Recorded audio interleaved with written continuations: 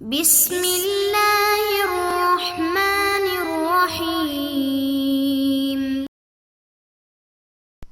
نحمده ونصلي ونسلم على رسوله الكريم اما بعد۔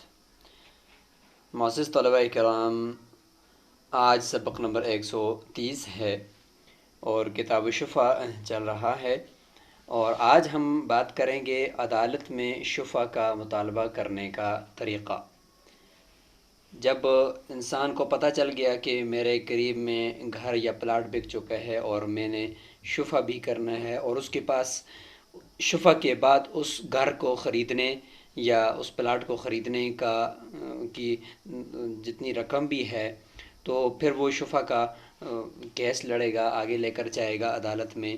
تو عدالت میں جب جائے گا تو وہاں پہ اپنے اس شفا کے حق کو ثابت کیسے کرے گا، تو آج ہم اس سے متعلق جانتے ہیں کہ وہاں پہ قاضی کی طرف سے، جج کی طرف سے کیا سوالات ہوں گے اور اس نے آگے سے کیا جوابات دینے ہیں۔ اگر اس کے پاس گواہ ہیں تو پھر اس کے حق میں فیصلہ، اگر اس کے پاس گواہ نہیں ہے تو آگے جو مشتری ہے جس نے پلاٹ خریدا ہے یا بائع ہے جس نے بیچا ہے تو اس کی قسم کے اوپر فیصلہ ہوگا۔ تو یہ ساری چیزیں آج کی عبارت سے ریلیٹڈ ہیں۔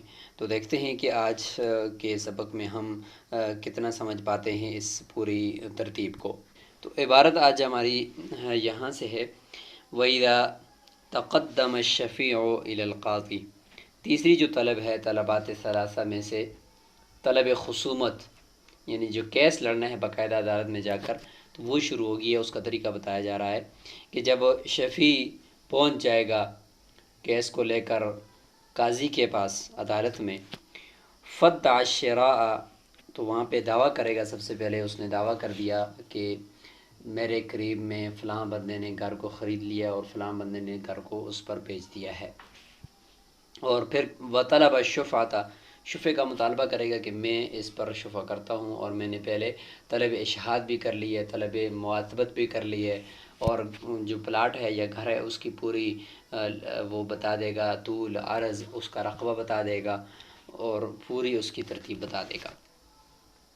جب یہ ساری چیزیں ہو جائیں گی تو اس کے بعد قاضی پھر ظاہر ہے کہ مطالبہ ہو گیا ہے، دعویٰ ہو گیا ہے شفع کا، تو اس کے بعد قاضی جو ہے وہ سوال کرے گا مدعا سے۔ مدعا اگر بائع ہے، ظاہر ہے کہ ابھی تک اگر اس کے قبضے میں ہے پلاٹ، ابھی تک اس نے مشتری کو نہیں دیا تو پھر بائع ہوگا، اور اگر اس نے مشتری کو دے دیا تو پھر مشتری ہوگا۔ تو ان دونوں میں سے کوئی ایک مدعا ہوگا، تو قاضی ان میں سے مدعا سے سوال کرے گا جس کے اوپر گھر کا دعویٰ ہوا ہے۔ اچھا، سوالات میں سب سے پہلا سوال تو اس سے متعلق ہوگا کہ کیا آپ جانتے ہیں کہ اس مدعی کا پلاٹ یا مدعی کا گھر آپ کے پڑوس میں جہاں سے آپ نے پلاٹ خریدا ہے اس کے ساتھ ہی اس کا پلاٹ ہے، یا اس پلاٹ میں یہ شریک ہے، یا اس کے حقوق میں یہ شریک ہے؟ تو کچھ بھی وہاں پہ آپ ثابت کرنے کی کوشش کریں گے۔ تو قاضی سوال کرے گا اس مدعا سے، تو مدعا سے سوال کرے گا۔ سب سے پہلا سوال یہ ہوگا کہ کیا آپ سمجھتے ہیں کہ اس بندے نے جس نے آپ کے اوپر شفع کیا ہے تو کیا اس کی ملکیت میں پلاٹ ہے اس کے قریب میں؟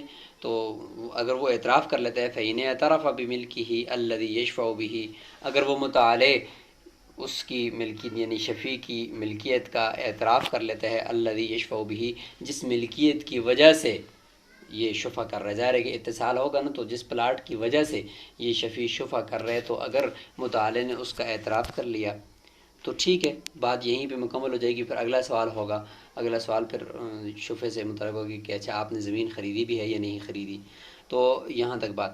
اگر اس میں ایک صورت یہ بھی ممکنہ ہو سکتی ہے کہ انکار کر لے کہ مجھے پتہ ہی نہیں ہے کہ میرے قریب میں کوئی پلاٹ اس بندے کا ہے یا نہیں ہے۔ اگر وہ انکار کرتا ہے، وَإِلَّا کا یہ مطلب ہے، وَإِلَّا اگر مدعا نے انکار کر دیا ہے کہ مجھے بالکل علم نہیں ہے کہ اس کا کوئی پلاٹ یا اس کی کوئی ملکیتی زمین قریب میں ہے یا نہیں ہے، تو کلفہ بإقامۃ البینۃ، تو قاضی مجبور کرے گا اس کو یعنی مدعی کو، شفیع کو، کہ آپ بینہ قائم کریں، آپ دو گواہ لے کر آئیں کہ آپ کا پلاٹ اس کے پلاٹ کے قریب یعنی مشتری کے پلاٹ کے قریب ہے۔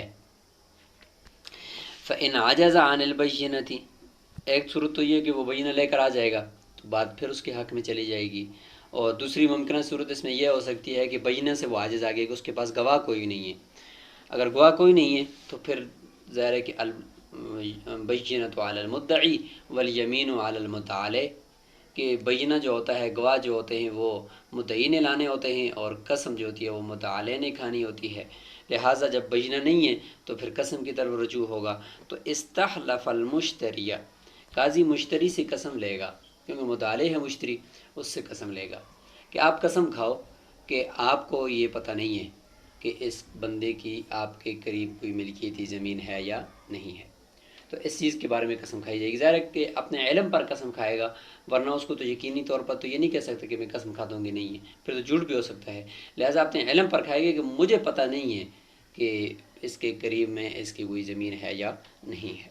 تو اس طریقے سے کہے گا باللہ ما یعلم، کہ اللہ کی قسم وہ نہیں جانتا، یعنی مشتری کہے گا کہ میں نہیں جانتا۔ یعلم کی صیغہ مشتری کی طرف یہ غائب کی ضمیر ہو رہی ہے کہ وہ مشتری نہیں جانتا، اور مشتری جب کہے گا تو وہ عالم کہے گا کہ میں نہیں جانتا ہوں کہ انہ مالکن، کہ یہ شخص شفیع مالک ہے، للذی ذکرہ، اس زمین کا جس کا یہ ذکر کر رہا ہے، مما اس میں سے یشفع بھی، جس کے ساتھ یہ شفع کر رہا ہے، یعنی جس پلاٹ کی وجہ سے یا جس ملکیت کی وجہ سے یہ شفع کر رہا ہے، مجھے نہیں پتہ کہ اس کی یہ ملکیت ہے یا نہیں ہے، اس پلاٹ میں اس کا حصہ ہے یا نہیں ہے۔ فَإِنَّكَ لَعَنِ الْيَمِينِ، اچھا اس میں ایک صورت یہ ہو سکتی ہے کہ اس نے قسم کھا لی تو پھر فیصلہ مشتری کے حق میں ہو جائے گا اور شفع باطل ہو جائے گا۔ اس میں ایک ممکنہ صورت یہ ہوگی کہ ہو سکتا ہے کہ مشتری یعنی مدعی علیہ قسم سے انکار کر دے۔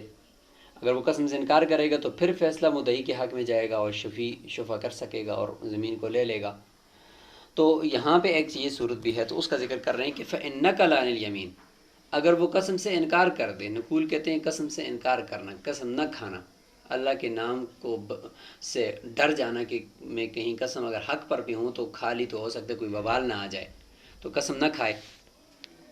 تو فَإِنَّكَ لَعَنِ الْيَمِينِ، اگر قسم سے وہ انکار کر دیتا ہے، نقول کر دیتا ہے، یا اسی صورت میں ایک اور فیصلہ بات ہو جائے کہ اوقامت للشفیع بینۃ، یا شفیع کے لیے بینہ قائم ہو جائے، تو دونوں صورتوں میں فیصلہ پھر شفیع کے حق میں چلا جائے گا، پھر شفع کا حق ثابت ہو جائے گا۔ تو یہ سوال جو پہلا تھا یہاں پہ کمپلیٹ ہو جائے گا، یہاں پہ یہ سوال کمپلیٹ ہو جائے گا کہ شفیع کی ملکیت ہے یا نہیں ہے۔ تو اس میں ممکنہ صورتیں آپ کے سامنے آ گئی ہیں۔ جب ایک دفعہ شفیع کی ملکیت ثابت ہو جائے تو پھر اگلا سوال قاضی کرے گا، وہ سوال یہ ہوگا، سألہ القاضی، جج سوال کرے گا کہ حال بتاہا ام لا۔ دوسرے سوال کا تعلق یہ ہے کہ کیا اس مدعی علیہ نے اس پلاٹ کو خریدا بھی ہے یا نہیں خریدا، کیونکہ خریدنے کے بعد، بے ہو جانے کے بعد ہی تو شفع ہوگا نا، اگر بے ہی نہیں ہوئی تو پھر شفع کیسے ہوگا؟ اس لیے اب اس بات پر کہ شفع کا جو اصل بنیادی شرط ہے اس کے بارے میں سوال ہوگا کہ کیا اس نے گھر خریدا بھی ہے یا نہیں خریدا۔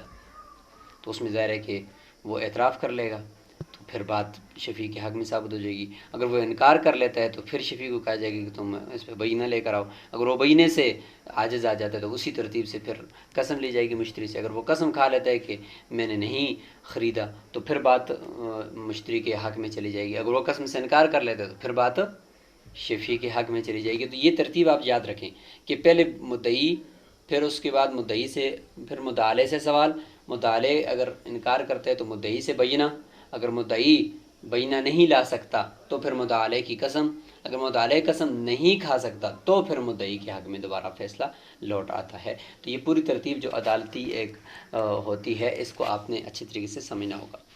تو اس میں ممکنہ صورت یہ ہو سکتی ہے کہ فَإِنْ أَنْكَرَ الْابْتِيَاعَ، کہ وہ خریداری کا انکار کر لے کہ بھئی میں نے تو خریدا ہی نہیں ہے، یہ جھوٹ بولتا ہے۔ تو اگر وہ اقرار کرتا تو بات تو پھر بات ختم ہو جاتی نا، لیکن ممکنہ صورت بتائی جا رہی ہے کہ وہ اگر انکار کر لے تو کیا کریں گے؟ تو قیل للشفیع، شفیع کو اسی ترتیب سے کہا جائے گا کہ اقیم البینہ، بینہ لے کر آپ نے دعوے پر کہ اس نے یہ پلاٹ خریدا ہے یا نہیں خریدا۔ فَإِنْ عَجَزَ عَنْهَا، ایک تو یہ کہ شفیع بینہ لے آتا تو بات پھر اس کے حق میں چلی جاتی، لیکن وہ بینہ سے عاجز آ گیا، اس نے بینہ نہ لا سکا، بینہ وہ نہ لا سکا، استحلف المشتری، تو لہٰذا مشتری سے قسم لی جائے گی۔ اگلا سٹیپ یہی ہوتا ہے۔ قسم کس طرح لینی ہے کہ وہ یہ قسم کھائے کہ میں نے اس پلاٹ کو نہیں خریدا، نہ ابھی نہ پہلے. دو طرح کے الفاظ بتائے جا رہے ہیں تاکہ کسی قسم کا کوئی شک نہ رہے. باللہ مبتا، ایک قسم تو اس طریقے سے کھائے کہ وہ قسم کھائے کہ میں نے نہیں خریدا. او باللہ، یا دوسرا یہ کہ باللہ ما یستحق علی هذه الدار شفاعۃ، کہ یہ شفیع اس گھر کے اوپر جس کے بارے میں یہ کہہ رہا ہے، اس گھر کے اوپر شفیع کا استحقاق نہیں رکھتا. من الوجہ الذی، اس وجہ سے یعنی اس صورت سے یا اس سبب سے ذکر ہو جو اس نے ذکر کیا ہے. وہ کیا ذکر کیا شفیع نے؟ تو اس کے دو مطلب ہو سکتے ہیں. شفیع نے تو یہ ذکر کیا ہے کہ اس بندے نے پلاٹ خرید لیا ہے اور اس نے حاصل کر لیا ہے، یا اس کو ہبہ ہو گیا ہے عوض کے ساتھ. تو یہ وجہ شفیع نے ذکر کی. تو مشتری قسم کھائے گا کہ یہ جو وجہ اس نے ذکر کی ہے کہ میں نے پلاٹ خرید لیا ہے، تو اس وجہ سے یہ شفیع اس کے اوپر شفع کرنے کا استحقاق نہیں رکھتا. من الوجہ الذی ذکرہ کا کہ مطلب یہ. اور اس کا ایک دوسرا مطلب بھی ہو سکتا ہے، وہ یہ ہے کہ یہ شفیع جو جس صورت میں جس سبب سے میرے اس پلاٹ کے اوپر شفع کرنے کا استحقاق کا دعویٰ کر رہا ہے، تو وہ نہیں استحقاق رکھتا. وہ وجہ کیا کہ جو اس نے کہا ہے کہ میرا اس کے پلاٹ کے ساتھ متصل پلاٹ ہے، میرا اس گھر کے ساتھ متصل گھر ہے، لہذا مجھے شفع کھا گئے. تو یہ جو اس نے ذکر کیا ہے وجہ، یہ جو سبب اس نے ذکر کیا ہے کہ میرا اس کے گھر کے قریب گھر ہے یا اس پلاٹ کے ساتھ متصل پلاٹ ہے، یہ وجہ نہیں ہے شفع کرنے کی. اس نے جو ہے یہ وجہ بیان کی ہے، یہ وجہ نہیں ہے. تو یہ دو صورتیں اس من الوجہ الذی ذکرہ کے دو مطلب آپ ذکر کریں. تو یہاں پر جب یہ قسم کھا لے گا تو پھر مشتری کے حق میں فیصلہ ہو جائے گا اور شفع باطل ہو جائے گا. تو یہ ترتیب ہوتی ہے دو قسم کے سوالات قاضی کے، اور اس کے بعد پھر شفع کے ثابت ہونے کے لیے بینہ کی طرف رجوع، اور بینہ کے بعد اگر بینہ نہ ہو تو پھر قسم کی طرف رجوع، اور قسم سے انکار ہو جائے تو پھر دوبارہ شفیع کے حق میں فیصلہ. تو یہ پورا پروسیس ہوتا ہے. تو اب ہم اس کے ساتھ تھوڑا سا یہ بھی ذکر کر سکتے ہیں کہ کیا شفیع کے لیے یہ بھی ضروری ہے کہ وہ سارے پیسے جو سمن ہے وہ سارا جیب میں ڈال کر وہاں عدالت تک پہنچے، تاکہ اگر فیصلہ ہو تو فوراً جیب سے پیسے نکالے اور مشتری کو دے دے اور گھر خود لے لے؟ تو کہتے ہیں کہ اس کے لیے کوئی ضرورت نہیں ہے کہ وہ وہاں پہ لے جائے. ابھی تو کیس چلے گا، ابھی تاریخیں چلیں گی، ابھی کافی گڑبڑ ہوگا. اس کے بعد کہیں جا کر اگر فیصلہ ہوا تو پھر اس کو کہا جائے گا کہ اب سمن لاؤ، کیونکہ ابھی تک تو فیصلہ ہی نہیں ہوا. وتجوز المنازعۃ فی الشفعۃ، شفع کے اندر کیس لڑنا یہ درست ہے بغیر سمن کو حاضر کیے. وَإِن لَّمْ يُحْضِرْهُ الشَّفِيعُ الثَّمَنَ، یا وَإِن لَّمْ يَحْضُرْهُ الشَّفِيعُ الثَّمَنَ. تو دونوں کہ بھئی اگرچہ شفیع جو ہے وہ سمن کو الی مجلس القاضی، قاضی کی مجلس میں حاضر نہ بھی کرے. تو یہ یہاں تک بات ہو جائے گی سمن سے متعلق. وَإِذَا قَضَى الْقَاضِي لَهُ بِالشُّفْعَةِ، لہٰذا جب قاضی اس کے لیے شفع کا فیصلہ کر لے گا، لزمہ احضار السمن، اس وقت پھر اس کو سمن حاضر کرنے کا کہا جائے گا، اس کے اوپر لازم ہوگا. وَلِلشَّفِيعِ أَن يَرُدَّ الدَّارَ، اور چونکہ یہ شفیع جب کیس لڑ کے لے گا اس گھر کو یا اس پلاٹ کو، تو یہ ایسا یہ گوئے کہ بے ہو رہی ہے، گوئے کہ یہ شفیع خریدار بن گیا، مشتری بن گیا، اور وہ جو پہلا مشتری تھا وہ بائع بن گیا ہے. تو یہ بھی اس طرح کی ایک خاص طور پہ بے ہو رہی ہے. تو بے کے اندر خیار عیب، خیار رویت سب چیزیں ہوتی ہیں، لہٰذا یہاں پر بھی ہوں گی. لہٰذا شفیع کو یہ بھی اختیار ہے کہ وہ اس گھر کو واپس مشتری کے حوالے کر سکتا ہے بخیار العیب، خیر عیب کی وجہ سے اگر کوئی عیب اس کو نظر آ گیا ہے گھر کے اندر جس کی وجہ سے اس کو نقصان ہو رہا ہے. والرؤیتی، اور خیر رویت کے پہلے اس نے دیکھا نہ ہو اور اب اس نے جب شفع کے بعد دیکھا تو گھر ایسا ہے کہ وہ اس کو پسند نہیں آ رہا، تو واپس بھی کر سکتا ہے. آگے یہ ہے کہ اگر مشتری شفیع خود آ گیا ہے تو شفیع عدالت میں اگر پہنچا ہے تو اس نے جب تک متعالے یعنی مشتری یا بائع میں سے کوئی ایک جس کے ہاتھ میں مبیع ہے ان میں سے کسی ایک کو جب تک حاضر نہیں کرے گا اس وقت تک کیس آگے نہیں چلے گا. اور اس وقت تک قاضی اس کے دعوے کو سنے گا ہی نہیں۔ ظاہر ہے کہ مدعی اور مدعی سامنے عدالت میں موجود ہوتے ہیں تو پھر اصول یہ ہے کہ وہ اس کے دعوے کو سنا جاتا ہے، پھر گواہ قائم کیے جاتے ہیں۔ تو اگر مشتری کے پاس ہے، بینہ پہنچ چکا ہے، تو پھر مشتری ہوگا، اور اگر مشتری کے پاس نہیں ہے، بائع کے پاس ابھی تک، تو پھر بائع ہوگا۔ ذمہ داری ساری پھر بائع کے اوپر ہوگی، سمن کی وصولی اور مبیع کا حوالے کرنا۔ تو یہ فرما رہے ہیں کہ وَإِنْ أَحْضَرَ الشَّفِيعُ الْبَائِعَ وَالْمَبِيعُ بِيَدِهِ، اگر شفیع نے بائع کو حاضر کر لیا ہے، شفیع نے اگر بائع کو حاضر کر لیا ہے اور مبیع اسی کے ہاتھ میں ہے، فَلَهُ أَن يُخَاصِمَهُ فِي الشُّفَعَةِ، تو جائز ہے شفیع کے لیے کہ وہ بائع کے ساتھ کیس لڑے، بائع کے ساتھ مخاصمت کرے شفع میں، کیونکہ ابھی تک مبیع اس کے ہاتھ میں ہے۔ لیکن قاضی کے لیے پھر یہ ہے کہ وہ جو مشتری ہے تو مشتری کو بھی حاضر کرنا اس دوران ضروری ہوتا ہے۔ ٹھیک ہے، کیس لڑنے کے لیے بائع کا بھی ہونا ضروری ہے، لیکن مشتری کا ہونا اس لیے ضروری ہے کہ مشتری سے بھی قسم لی جائے گی کہ آپ نے خریدا بھی ہے یا نہیں خریدا، تو یہ اس سوال کے لیے مشتری کا ہونا بھی ضروری ہے۔ وَلَا يَسْمَعُ الْقَاضِي، اور قاضی بینہ نہیں سنے گا، البینۃ مشتری شفیع کا بینہ اور گواہ نہیں سنے گا، حتیٰ یحضر المشتری، یہاں تک کہ مشتری بھی حاضر ہو جائے۔ مشتری کا بھی حاضر ہونا ضروری ہے، کیونکہ ابھی بے کو کا رخ موڑنا ہے، بے کو فسخ تو نہیں کرنا، بلکہ بے کا رخ مشتری سے، یعنی سابق مشتری سے شفیع کی طرف موڑنا ہے، کیونکہ بے کو ختم کریں گے تو پھر تو شفع ہی نہیں ہو سکتا، کیونکہ شفع کے لیے بنیادی شرط ہی بے ہے۔ تو اگر ہم یہ کہیں گے پہلی بے ختم ہو چکی ہے تو پھر تو شفع ہی نہیں ہونا چاہیے، تو لہٰذا شفع کے لیے یہ کہیں گے کہ بے کا رخ موڑا ہے کہ پہلے اس کا مشتری کوئی اور تھا، اب اس کا مشتری کوئی اور ہے۔ اس لیے فرمایا کہ فَيَفْسَخُ الْبَيْعَ بِمَشْهَدٍ مِّنْهُ، لہٰذا بے کو قاضی فسخ کرے گا بِمَشْهَدٍ مِّنْهُ، مشتری کے سامنے، مشتری کی موجودگی میں۔ بِمَشْهَدٍ مِّنْهُ کا یہ مطلب ہے کہ اس کی موجودگی میں بے کو فسخ کرے گا، کیونکہ اس نے خریدی تھی، تو وہ اگر موجود ہی نہ ہو تو پھر تو کس طریقے سے بے فسخ ہوگی، ہو ہی نہیں سکتی۔ تو فرمایا کہ مشتری کے سامنے بے کو فسخ کرے گا، تو یہاں پہ فسخ سے مراد یاد رکھیں یہ ہے کہ بے کا رخ موڑے گا۔ بالکل فسخ کریں گے تو پھر تو شفع ہی نہیں ہو سکتا، پہلی بے ہونا تو ضروری ہے، تو رخ موڑ دے گا مشتری سے شفیع کی طرف۔ چونکہ اب یہاں پہ مبیع ابھی تک بائع کے ہاتھ میں ہے، یہ وہ والی صورت ہے، تو وَيَقْضِي بِالشُّفْعَةِ عَلَى الْبَائِعِ، شفع کا فیصلہ بائع کے خلاف ہوگا، کیونکہ بائع کے ہاتھ میں ابھی تک نا، تو لہٰذا شفع کا فیصلہ بائع کے ہاتھ میں ہوگا۔ وَيَجْعَلُ الْعُہْدَةَ عَلَيْهِ، اور ساری کی ساری ذمہ داری اس پورے پروسیس کی، مبیع کو حوالے کرنے کی، انتقال وغیرہ دینے کی اور سمن وغیرہ وصول کرنے کی، یہ ساری جتنی بھی ذمہ داریاں ہوں گی یہ پھر بائع کے اوپر ڈال دے گا کہ بھائی آپ کے ہاتھ میں ہے تو آپ ہی سارا پروسیس چلائیں گے۔ اگر آپ نے مشتری کو دی ہوتی تو پھر بائع کو حاضر کرنے کی ضرورت ہی نہیں تھی، پھر سیدھے سیدھا مشتری مد مقابل ہوتا۔